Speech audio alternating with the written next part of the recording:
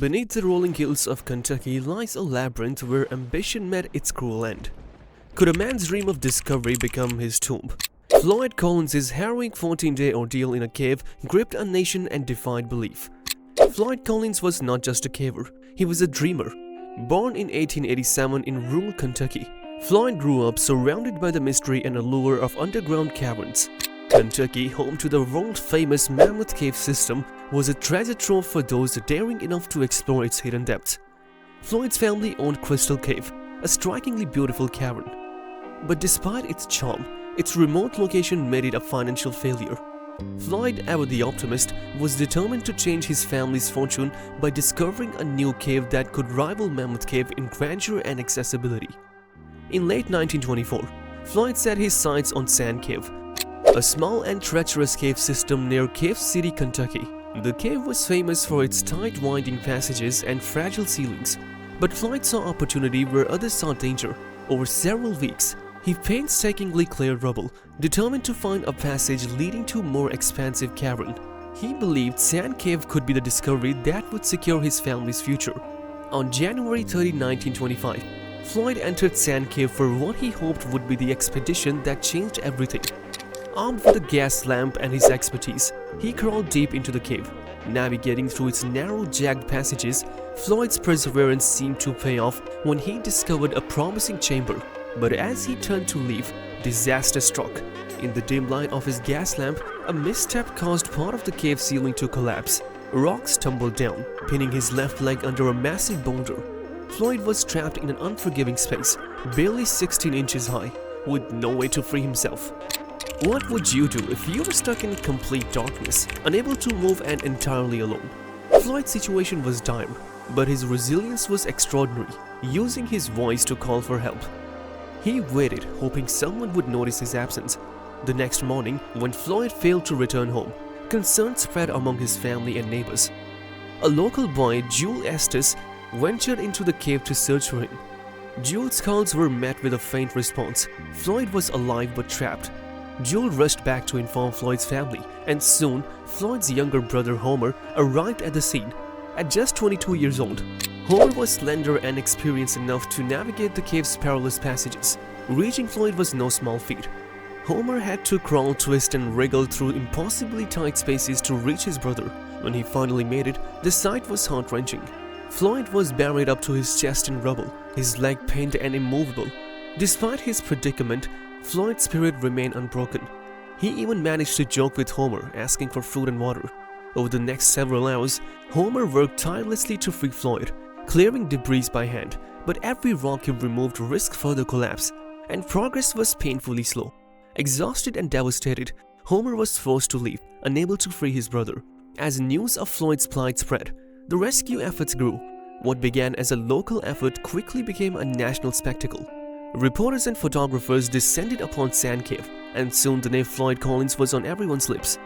Among them was William Skeets Miller, a small-frame journalist who not only reported on the rescue but also became one of the few people able to reach Floyd. Skeets brought food, water, and words of encouragement to the trapped caver while documenting every detail of the harrowing ordeal. The media coverage was relentless. Skeets' reports captivated the nation, painting vivid pictures of Floyd's bravery and the rescuers' determination. Radio broadcasts and newspapers kept the public glued to the unfolding drama, and thousands of spectators flocked to Sand Cave. The scene was surreal, part rescue mission, part carnival. Vendors sold food and souvenirs, while onlookers waited anxiously for updates. It was a spectacle unlike anything the nation had ever seen before. But the challenges were immense. Sand Cave was unforgiving, its tight passages and unstable ceilings making rescue efforts nearly impossible. Rescuers tried various methods to free Floyd, from using ropes and pulleys to employing crowbars and jacks, but nothing worked. The narrowness of the cave posed challenges beyond physical obstacles. Every attempt to shift the massive boulder pinning Floyd's leg carried the risk of a fatal collapse. Engineers debated drilling directly into the cave wall near Floyd, but the fear of vibrations causing more rubble to fall made even this a risky proposition.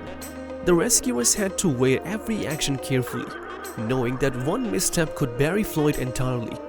Despite their ingenuity and desperation, nature seemed to be an unyielding adversary. The boulder pinning Floyd's leg was immovable, and any significant disturbance risked a catastrophic collapse. The freezing winter temperatures and heavy rains added to the misery, turning the cave into a muddy, treacherous trap. As the days passed, Floyd's condition worsened. He was cold, wet, and exhausted. Despite receiving small amounts of food and water, his strength was fading. Yet through it all, Floyd remained remarkably composed. He encouraged his rescuers and thanked them for their efforts, showing a resilience that inspired everyone around him. By February 5, a full week after Floyd became trapped, it was clear that traditional rescue methods were failing. Engineers and miners devised a plan to dig a vertical shaft directly down to Floyd's position. It was an ambitious and desperate effort requiring manpower, machinery, and time. Precious time Floyd didn't have. As the digging commenced, the media frenzy reached new heights, and the nation held its breath. What would you do if every second felt like a lifetime, knowing someone's survival depends on you? Rescuers worked around the clock, battling collapses, equipment failures, and the relentless ticking of the clock. But despite their best efforts, progress was painfully slow. On February 13, 2 weeks after Floyd became trapped, his light bulb used as a signal of life burned out. When rescuers finally reached him on February 16, it was too late. The news of Floyd's death sent shockwaves across the nation. The man who had captured America's heart, who had fought so valiantly against insurmountable odds, was gone. His death marked the end of a grueling and heartbreaking ordeal that had unfolded before the eyes of millions. But Floyd's story didn't end there. Initially, his body was left in the cave due to the difficulty of recovering it. Public outcry eventually led to its retrieval 2 months later, and Floyd was buried on his family's property. Years later, his remains were moved to Crystal Cave, where they became part of a macabre tourist attraction.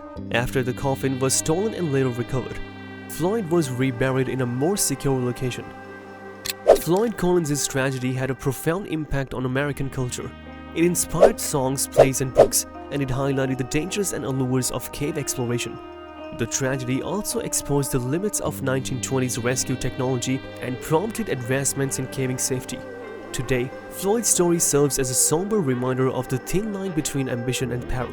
Floyd's tragedy also influenced the burgeoning field of spelunking or cave exploration by emphasizing the need for better safety protocols and rescue techniques. What do you think drives someone to risk everything for a dream? Floyd Collins' legacy is one of determination, resilience, and the enduring human spirit. His story continues to captivate and inspire, reminding us of the power of hope even in the darkest of places. Thank you for watching. If you found this story as captivating and haunting as we did, be sure to like, share, and subscribe for more tales of courage and resilience. What other stories should we cover? Let us know in the comments below.